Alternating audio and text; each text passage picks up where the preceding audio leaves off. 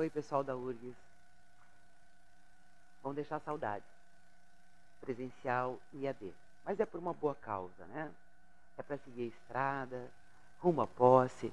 O que eu posso te dizer, como nosso último encontro, apenas como professora e alunos da turma, porque serão muitos encontros ainda pela estrada da vida, que você tenha tranquilidade na prova.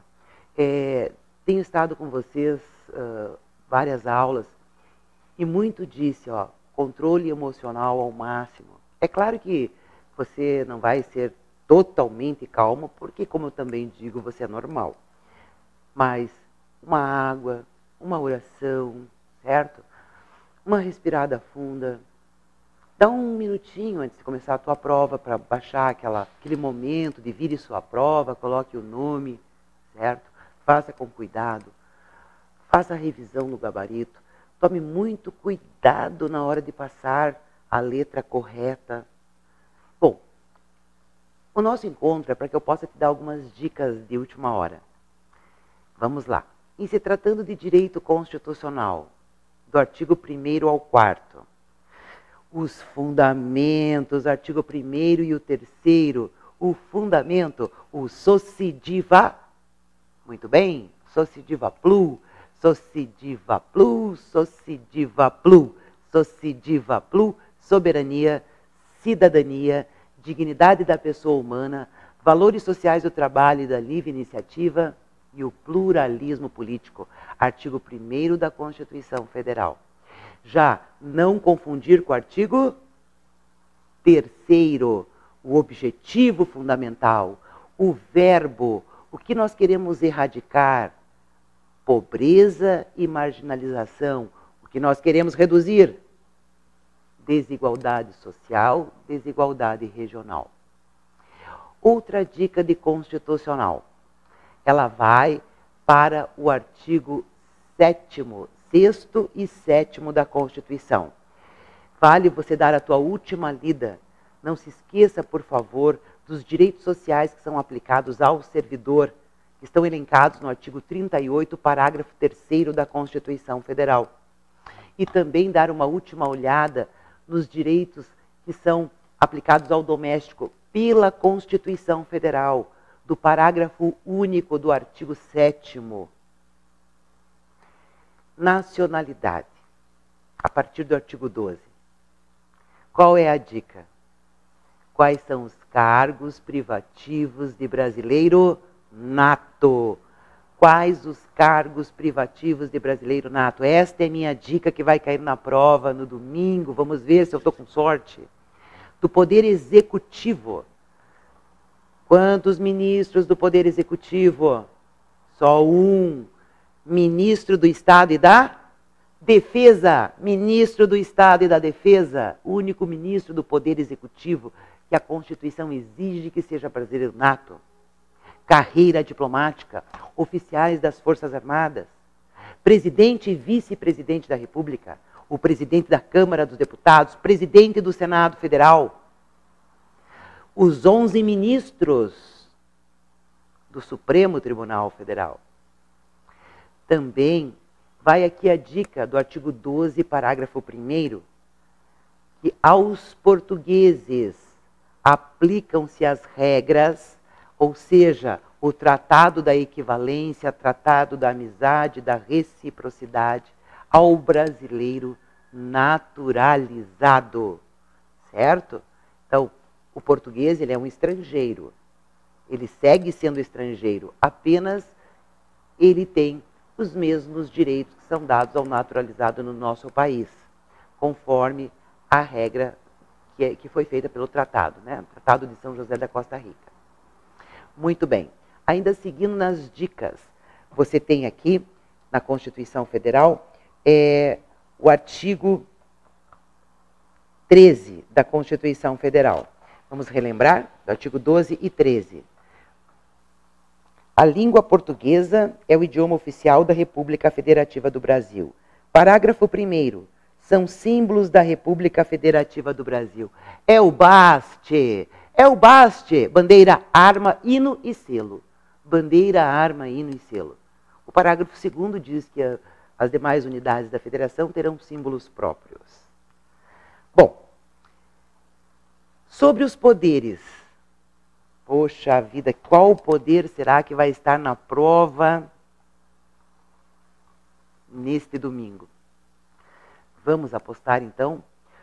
Poder de polícia administrativa. Não incide sobre pessoas, apenas sobre bens e direitos. Polícia administrativa. Taxa. Taxa é polícia administrativa. Taxa é polícia administrativa. Coíbe o individual em prol do coletivo. Um sistema de frenagem. Incide sobre o cidadão, sobre a pessoa, incide sobre o administrado. Certo?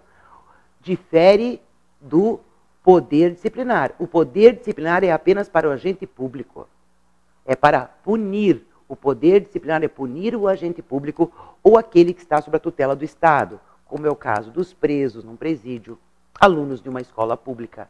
Já o poder de polícia administrativa, ele incide apenas sobre o administrado, sobre o cidadão, sobre as pessoas. Ele é externo. Muito bem. E o poder hierárquico? O poder hierárquico, ele traz a subordinação, a estrutura dentro da administração pública. E o outro poder, será que é ele, o regulamentar?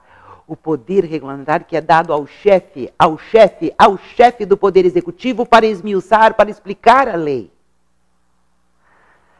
Muito bem. Agora temos ainda a 9784. Em relação a 9784, bastante cuidado em relação à diferença de anular e revogar, certo? Então, anular pressupõe atos eivados de vício de legalidade. Já revogar pressupõe oportunidade e conveniência. Também, em relação a 9784, diferença conceitual de órgão e entidade. Entidade, aquela dotada de personalidade jurídica. Já o órgão é uma parte, uma unidade de uma estrutura organizacional. E dos ministérios, hein? Que questão é essa dos ministérios? Bom, vamos fazer a aposta no Ministério da Educação. Em relação aos ministérios, relembrando como exemplo os ministérios sociais. São eles: Ministério da Educação é o Ministério da Infraestrutura Social, Ministério da Saúde, Infraestrutura Social, Ministério do Desenvolvimento Social e Combate à Fome é da Infraestrutura Social, o Ministério da Previdência Social é da Infraestrutura Social, Ministério do Trabalho e Emprego, Ministério da Cultura, Ministério do Esporte, todos fazem parte do Ministério Social. Agora, sobre o Ministério da Educação, o que nós podemos dizer mais um pouquinho para relembrar?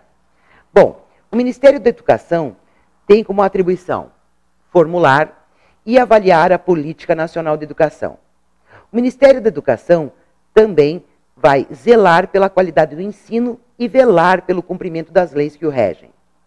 Conhecido como MEC, Ministério da Educação, conhecido como o MEC, é o responsável pela elaboração do Enem, que é o Exame Nacional do Ensino Médio, e administra as universidades federais, como é o caso da FAURGS, administra as universidades federais.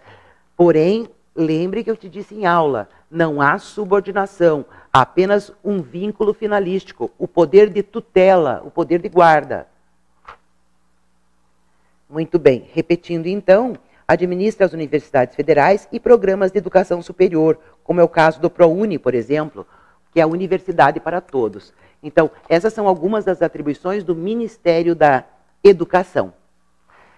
Ai, já te disse tantas vezes boa prova, mas pode ter certeza, eu vou estar fazendo um pensamento positivo, fazendo uma oração, porque todos são filhos, filhos do coração, filhas do coração.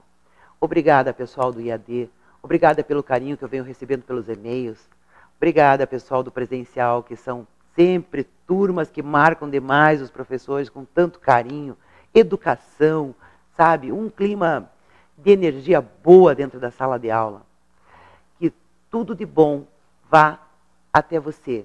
Que chegue ali naquele momento, naquele domingo, um bom resultado, só questões que você sabe a resposta. É esse o meu desejo. Saúde, sucesso, felicidade. Um beijo carinhoso no coração da professora Clarice. Até a tua posse.